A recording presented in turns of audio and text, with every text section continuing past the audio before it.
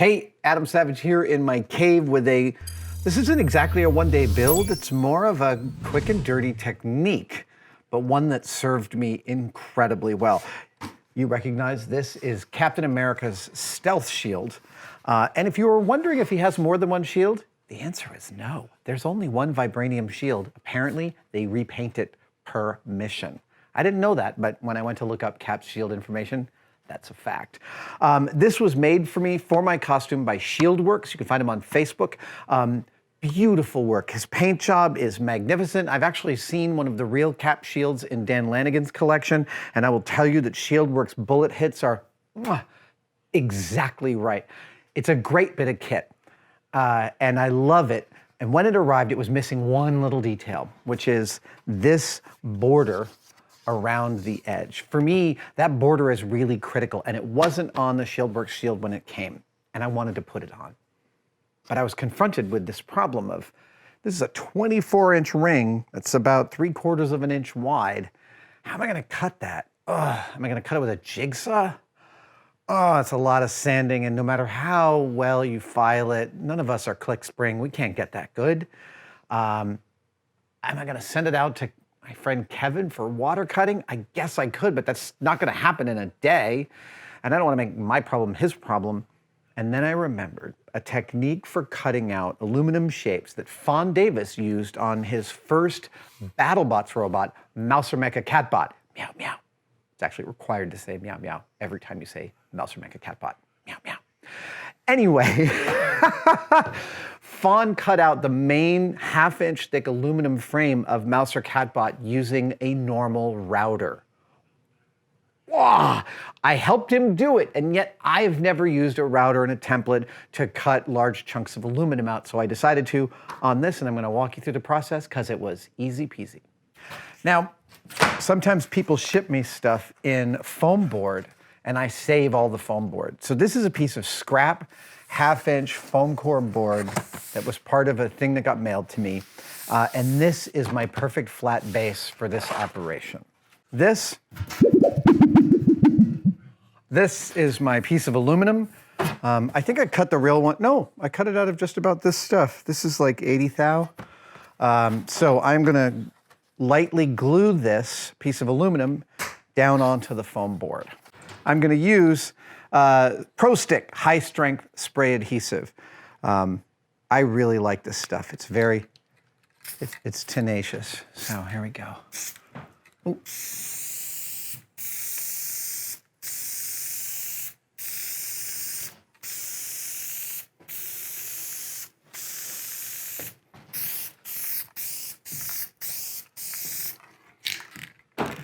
This stuff is nice and tenacious, but you gotta glue it at the right time. You can't just stick the aluminum down immediately. You gotta let it flash off a little bit, get a little bit tacky. Yeah, still a little too wet. It happens quickly, but you need the sticking. Actually, I'm just gonna make sure I'm fully covered here.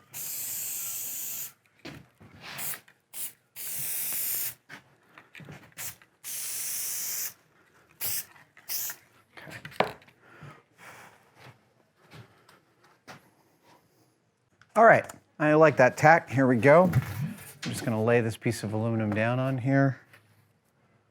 Yeah, there we go.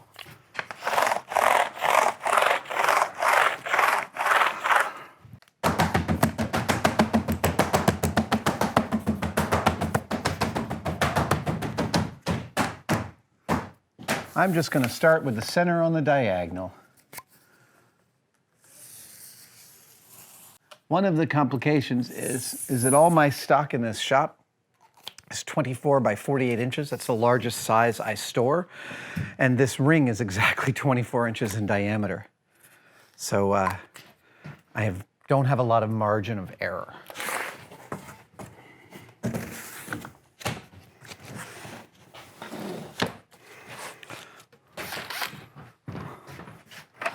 And an 1/8 inch bit.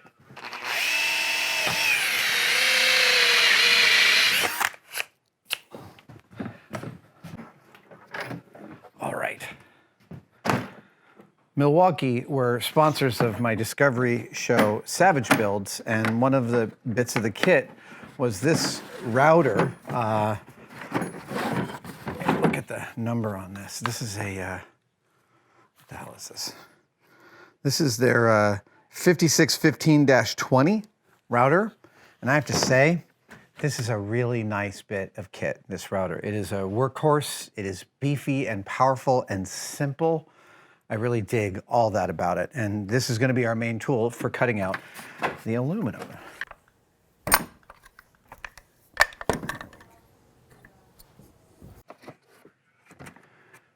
right, now I'm going to want to use a short shank. There we go. This is the one. Yeah. So you could go with a 1/4-inch shank or a 1/2-inch shank.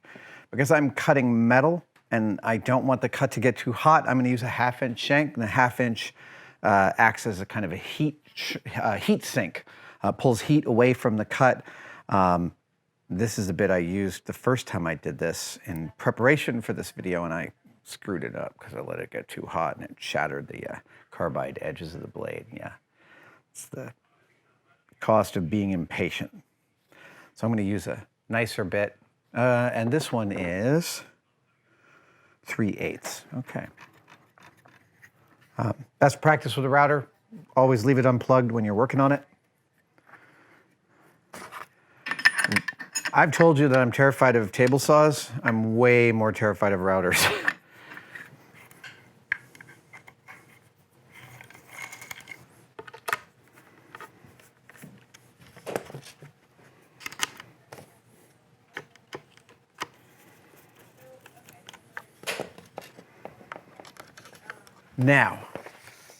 Now it's time for a little bit of math, because what I want is I want to cut out the inside and the outside of a ring, which means I have to account for the 3/8 of an inch of the width of this bit on the radius that I'm going to be cutting. So that's easy to figure out for the first part, which is that the radius is going to be exactly 12 inches from right here to the edge of that blade. So I'm going to set my calipers to 0, bring them out to 12 inches. Yep. All right. So exactly 12 inches from that line to the inside of that bit. That'll give me a 24-inch diameter ring. And if I pivot it in the center here, it should all work out pretty nicely.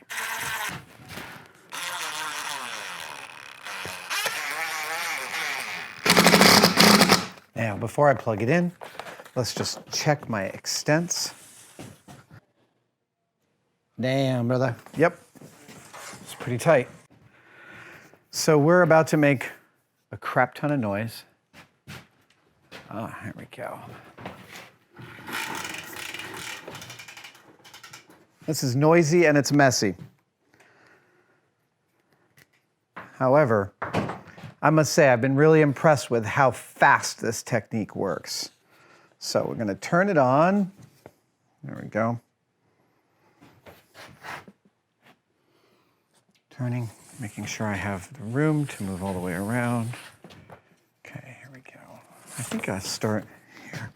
Yeah, there we go.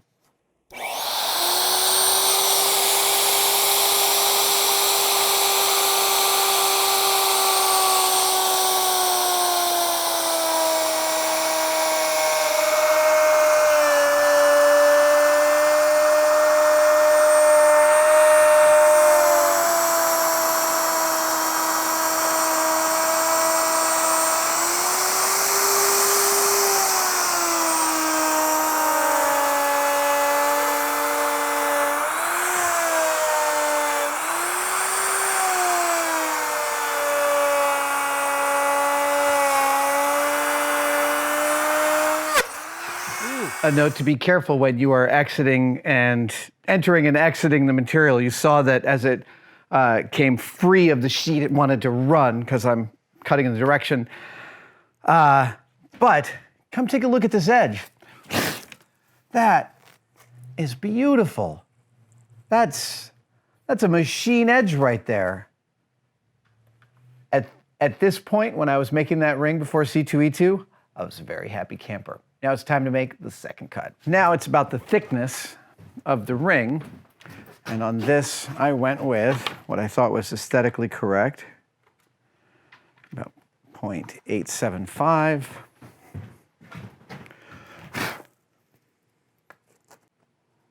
Oh, that's the thickness of my ring right there.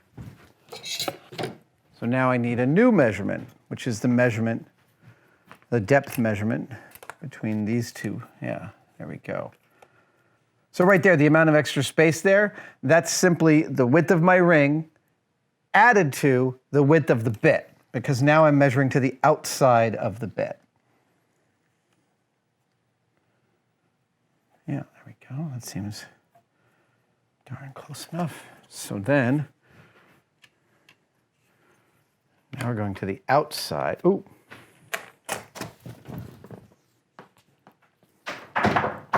Now we're going to the outside. And, oh, look at that. If it's neatly right through that hole, right in the middle there, that's awesome. Yep. Yeah. Okay. It's important to note the order of operations. I cut the outside of the ring first because I want the glue of the entire piece holding it in position. If I cut the inside first, then I'm only holding on to what I'm cutting with this outside. You want as much surface area as possible to bring to bear on holding your work down. The other thing that I really love about this is the use of the foam core. It's super flat, but it totally does not interrupt my bits at all. It's really, really friendly to them. And I dig that. I dig that about you, Jerry. All right, there we go.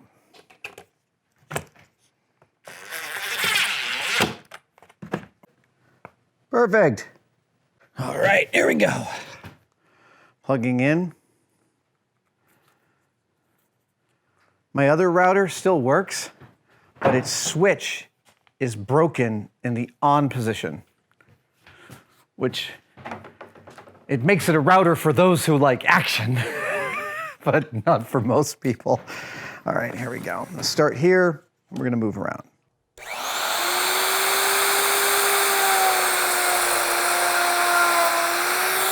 We're through.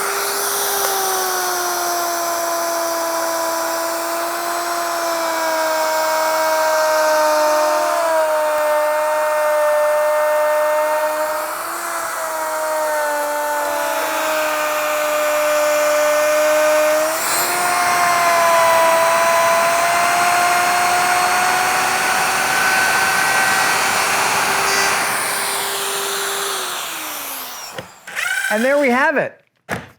Look, I'm as impressed as you are. I really dig this technique because many of the ways to do and get a ring of this precision and this size involve big, expensive pieces of machinery. And that was literally 20 minutes start to finish, you know, and I stopped to talk to you for a while. So it's like, it's a very, very fast technique, and what it yields is amazing. All right, so let's get this puppy up here.